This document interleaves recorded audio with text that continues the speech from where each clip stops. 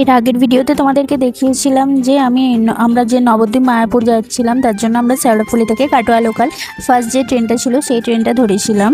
আর এরপর হচ্ছে ট্রেনে ওঠার পর যেগুলো হয়েছে সেগুলো হচ্ছে আরও বেশি ইন্টারেস্টিং।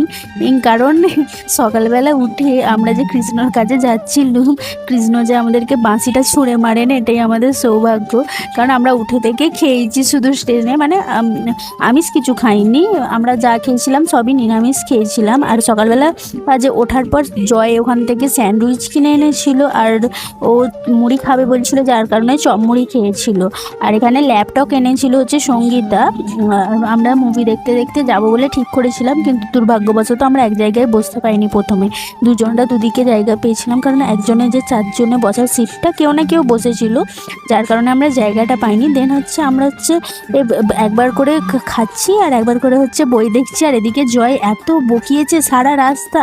আমাদের মধ্যে ওই একটা ক্যারেক্টার, যে ক্যারেক্টার হচ্ছে সবসময় হাসায়, মাঝে মাঝে ওরও তারটা কেটে যায়, তখন হচ্ছে ভালো করে কথা বলে না কারোর সাথে। তারপরে এমনি সময় ভালো থাকলে সবাইকে হাসায় প্রচুর। আর বাবান আর জয় হচ্ছে দুজনে একসঙ্গে থাকবে আর ঠাট্টা ইয়ার্কি ফাজলামি করবে না, এগুলো হয় না। তারপরে ওর চমমুড়ি খাওয়া কমপ্লিট হয়ে গেছে, ও আবার ঘুগনি খাচ্ছে। মানে ট্রেনে একটা করে খাবার উঠছে, ও বলছে যতক্ষণ পেট খালি থাকবে ততক্ষণ খালি খেয়েই যাবো, যার কারণে আমরা হেসেই যাচ্ছি ওকে দেখে।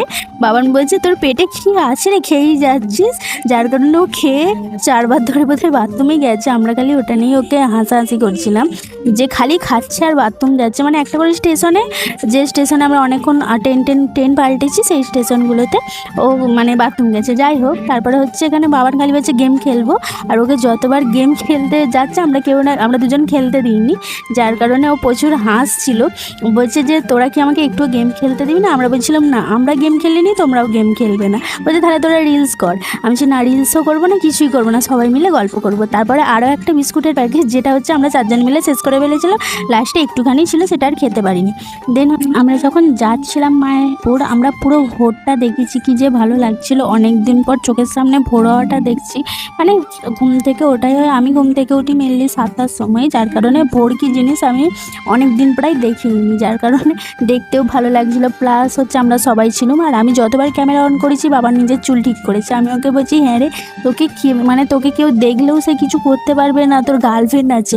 বলছে তো কি তুই চুপ করে থাকতো, আমি এমনি চুল ঠিক করছি বলে ওকে এরমভাবে রাজিয়ে দিয়েছিলাম। দেন আমরা হচ্ছে নবদ্বীপ যে স্টেশনটা ছিল সেই স্টেশনটার একদম কাছে চলে এসেছি, এবং আমরা নেমেও গেছিলাম। স্টেশনটায় নেমে দেখছিলাম প্রচুর লোক, মানে তখন প্রায় 8:30 বেজে গেছিলো। আমাদের ট্রেনটা মানে আমরা মায়াপুর পৌঁছেছিলাম তখন বাজে হচ্ছে 8:30। 8:30টার মধ্যে আমরা মানে নবদ্বীপ মায়াপুর স্টেশনে চলে গেছিলাম। আর আমরা হচ্ছে অনেক তাড়াতাড়ি বেরিয়েছিলাম, কারণ আমরা দুটো ট্রেনই ফার্স্ট ট্রেন পেয়ে গেছিলাম, যার কারণে আমরা অনেক সকাল সকাল পৌঁছে গেছিলাম।